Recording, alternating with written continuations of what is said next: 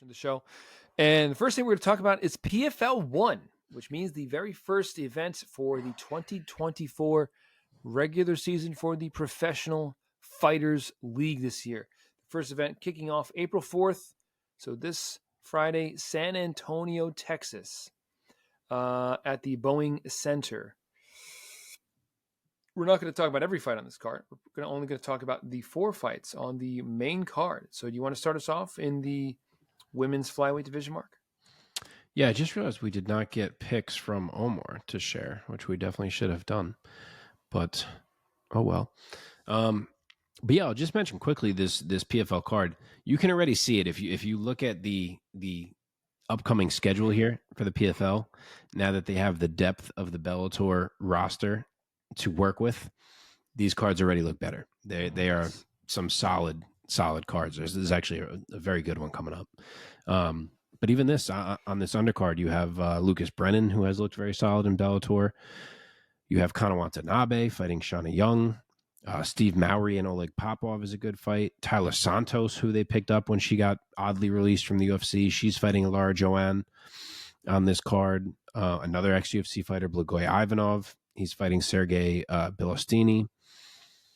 So yeah, there's some quality names on this undercard. It's a pretty solid card. And then the one fight that moved on the main card, Daniel James was supposed to be fighting Tyrell Fortune. Fortune pulled out of the fight, so Daniel James has now been rebooked against Marcelo Golm, who he beat only 2 fights ago, but he's going to have to do it again. And they're now the feature prelim. He lost his main card spot. And the fight that jumped into it is the one that we'll open with quickly here, which is Dakota Ditcheva versus Lisa Mauldin. And this is in the 125-pound division for the PFL. The odds are insanity. Ditcheva is minus 1,700. Mauldin is plus 850. There's 1 inch of height and 3.5 inches of reach on the side of Ditcheva. You know, the girl is listed at minus 2,000 in some places. Like, I'm not going to spend a ton of time breaking this one down. There's a lot of hopes that the PFL has pinned on Ditcheva right now to deliver on the potential that she's shown and to become a star for them. She has run through PFL Europe. She's 10-0 with 9 finishes. She now enters the true PFL season for the first time. Her Muay Thai has been absolutely nasty.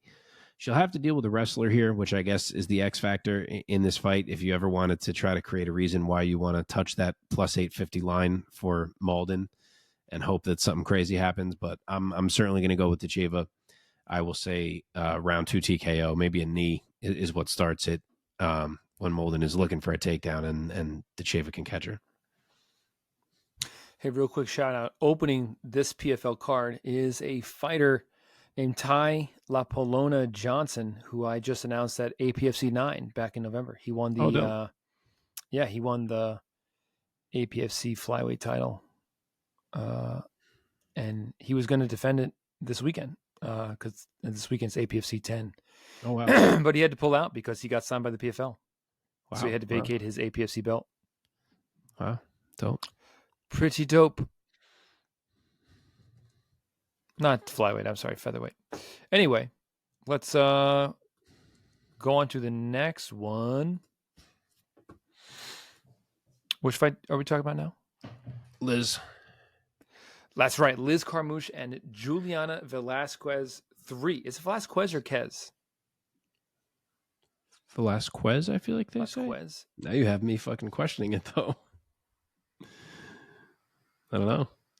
That's okay. We'll go with one. It's forgivable. Yeah, I think they say Velasquez.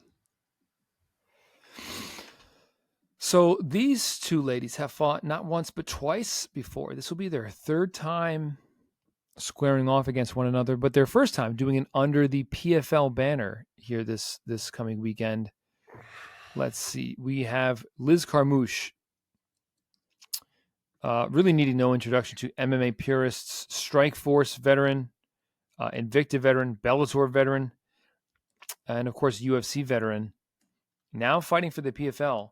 And she might have the record for like most major promotions having fought for. She is the 40-year-old fighting out of San Diego, California, Her pro record stands at 20 wins with 7 defeats, with 45% of her victories coming by way of knockout. That is 9 of her 20 wins coming by knockout. Add another 5 submission wins to that. And she went 5-5 in the UFC. She fought for a title. She went undefeated 7-0 under the Bellator banner. And she's been on a bit of a tear, Mark. She has gone, I believe it's a 7-fight pro win streak now, all under the Bellator banner. And now she steps into the PFL Smart Cage this Friday against Juliana Velasquez out of Brazil. Her record stands at 12-2. She's fighting out of Rio. And likewise, she went 7-2 with Bellator and now steps into the Smart Cage for PFL for the very first time as well, taking on Carmouche for, like I said, the third time. Mark, give us the odds, your thoughts on this fight, and ultimately give us your pick. Okay.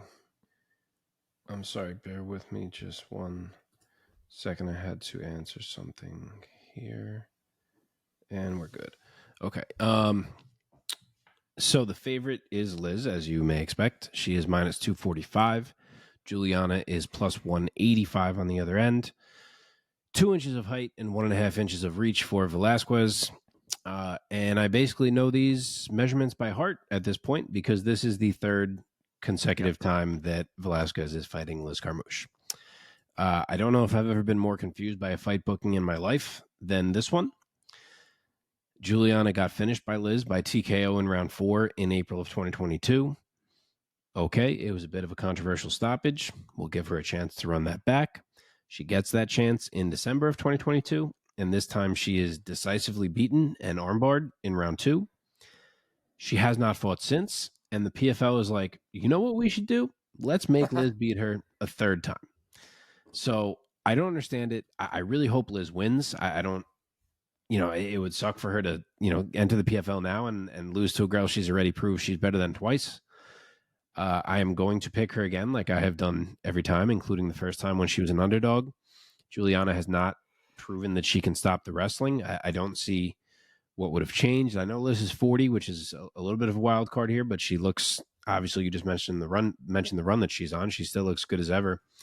So who knows? Maybe we get a surprise, but I'm going to go with Liz again, and I will say it is another submission. I'll go round 3 sub for Liz Carmouche. Dude, I completely agree. The only thing I'm going to differ on is that I think that for their third fight, I think Velasquez has enough experience in there with Carmouche to not get finished. And I think that she will this time get the moral victory of surviving to the bell, but I think it will be a UD for Carmouche. And it bears repeating, but I'll say it again. We want to hear your guys' predictions and picks for these fights as well. So please comment down below and who you're taking, Carmouche or Velasquez, in their third outing together. And that goes for all the fights that we're picking here tonight. Okay, let's move on here. Okay, in the heavyweight division, Denis Goltsov taking on Linton Vassell. So we have Russia on Britain, the old friends. Denis Goltsov, 32-8 as a pro. Like I said, fighting out of Russia. He's 33 years old, stands 6'5", has an 78-inch reach. Let's see. He's 10-3 under the PFL promotion, coming off of a loss to the PFL season 2023 champ Renan Ferreira.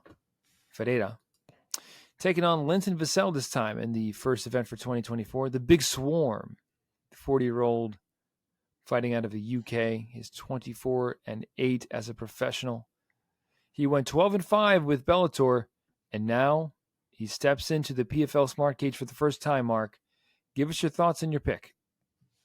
Yeah, these are fun to me. This is more what I'm looking for. The last one, we just had 2 Bellator fighters against each other who have already fought numerous times, as we said. Whereas here with the co-main and the main event, we have a top PFL heavyweight against a top Bellator heavyweight. And I think that is pretty fun and makes me interested to watch. So I'm into these two. The odds, Goltsov is favored. He's minus 150. Linton Vassell is plus 120. 1 inch of height for Goltsov, but 2.5 inches of reach for Vassell. He's going to have to walk a little bit of a fine line, especially early in the fight, but I'm going to go with Linton Vassell. And I say that because Denis Goltsov is a big, dangerous fighter. He has a great jab for a heavyweight, which I always point out for him. He's very successful with his takedowns. He reigns really heavy ground and pound. He can submit you. He's a very tough package to deal with at heavyweight. But I have seen Linton Vassell weather enough storms at this point to believe he can weather another one if he needs to. I've loved the run that he has been on. He has been absolutely fantastic since moving to heavyweight. He's basically just as big as Goltsov, even though it doesn't feel that way, in your head maybe when you think about these two. And he's the better scrambler, which I think is going to be the difference. I think he can maneuver himself into some advantageous spots as this fight plays out. And I also think he's quicker and can beat Goltsov to spots. And if Linton never gets on top, look out, because Goltsov has scary ground and pound. Vassell's might be even scarier. And I'm going to pick that late in this fight. As the fight, there could be tough moments for either guy, but as the fight goes on, I just trust Linton more to be the one who can push through and turn the tide. So I'm going to go Linton Vassell, round 3, TKO via ground and pound. What are the odds on this fight again? Goltsov minus 150. Linton is plus 120. So that's not huge separation. No, not at right? all. Pretty close. I mean, I imagine that to be the case with two heavyweights like this. I'm a Vassell fan, but I'm going to go with the Russian here. And I agree. To me, I'm not taking this pick with a tremendous degree of confidence. But I'll go with Goltsov. I think he's going to get it done. And I think he can finish Vassell. I'm going to go with a TKO in the second round. Nice. Okay. Last one here, Mark. Main event, PFL 1 for 2024. Ante Delija taking on Valentin Moldavsky. So the Croatian Ante Delija. He is 33 years old, fighting out of Croatia, like I said. He's 6'5", 79-inch reach. As a pro, his record stands at 24 victories with 5 defeats. He's 8-2 with the PFL. Of his 24 wins, 17 have been finishes, 10 knockouts, and 7 submissions. And he is riding a 5-fight win streak coming into this weekend. Excuse me, not weekend, this Thursday night. These fights are this Thursday night. The 4th is in only 2 days here, which is nice, which is smart. Not trying to compete with the UFC. They're owning the Thursday night slot. I like that. I like that a lot. Yep. Excuse me. And his opponent here, Valentin Moldavsky, 32 years old, fighting out of Russia. He's 6'1", 75-inch reach. He went 7-2 under the Bellator banner, and now he steps into the PFL Smart Cage to take on Delija. Mark, give us your pick. Okay, so, oh my God, I don't have odds. I'm failing you. Hold on, I still have it open. I just forgot to write them for this one somehow.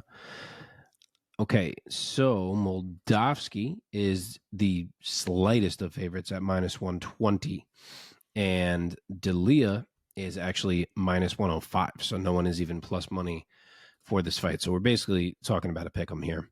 Delija is 4 inches taller and will have a 4-inch reach advantage, so a nice size advantage on his side of things. And this is a tough call.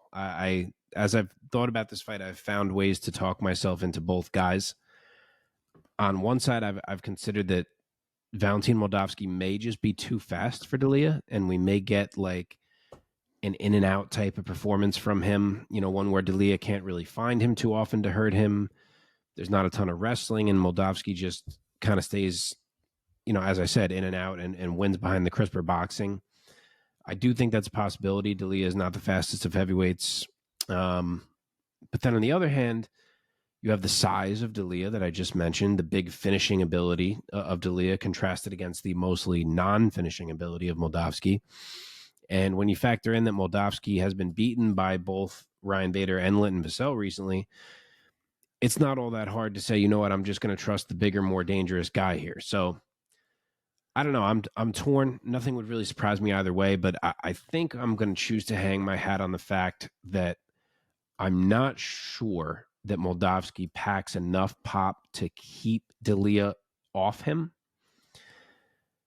Now, he may be more mobile and just be able to skirt to the outside. He may even, if he can't keep Delija off him and Delija is walking him down, he may even be able to out wrestle him and just opt for the takedown there, which I wouldn't rule out. But I don't know. My mind wants to go Delija. I'm going to say Delija has the more meaningful offense, and I think it's going to be close. I'm actually going to say Ante Delija wins a split decision.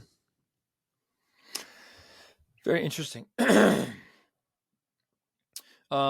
I'm with you on this one. I've never been very high on Valentin Moldavsky, which is unusual for me because I love all the Russian fighters because they're all so damn talented and tough. But yeah, again, I'm not with a tremendous degree of certainty on this one. But I'm going to go with the streaking fighter here from Croatia. I'm going to say that after across 5 rounds, he'll get it done, I think, on the scorecard. So I'm going to go with Delija by UD. And now